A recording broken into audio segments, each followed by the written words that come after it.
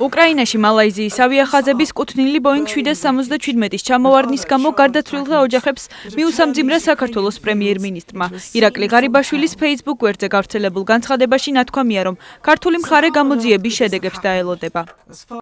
ერთობლივი საერთაშორისო ძალისხმევით უნდა გაირკვეს რა მოხდა. ჩვენ დაველოდებით შედეგებს. ახლა მხოლოდ ის შეგვიძლია, რომ თანავუგრძნოთ დაღუპულთა ოჯახებს და გამძლეობა უსურვოთ ამ მძიმე წუთებში.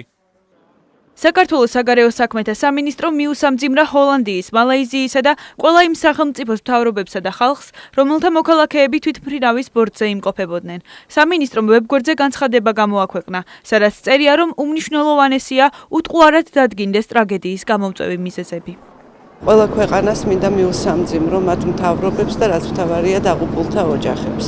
ეს არის საშინელი კატასტროფა, რომელმაც კიდევ ერთხელ დაგვანახა, რომ თუ კი იგი კავშირშია იმ მდგომარეობასთან, რომელიც ახლა არის უკრაინაში, მაშინ ეს არის კიდევ უფრო დიდი კატასტროფა.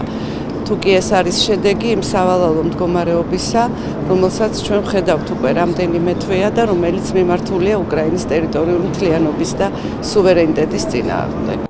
თვითმფრინავის ჩამოგდებისას გარდაცვლილებს წუთიერი დუმილით პატივი მიაგეს პარლამენტის წევრებმა. დავით უსუფაშვილმა გამოძიების აუცილებლობაზე ისაუბრა და განაცხადა, რომ დამნაშავე პირები ძალები თუ სახელმწიფოები უნდა დაისაჯონ. ეს ყველაფერი მოხდა მოგეხსენებათ იმ ტერიტორიაზე, სადაც უკვე კარგა ხანია მიმდინარეობს საომარი მოქმედებები, სუვერენული უკრაინის ტერიტორიაზე, რომელზეც საომარი მოქმედებები ხორციელდება სეპარატისტების, ტერორისტების მიერ და გარეძალების ხარდაჭერა ამ საკითხში სრულიად აშკარაა.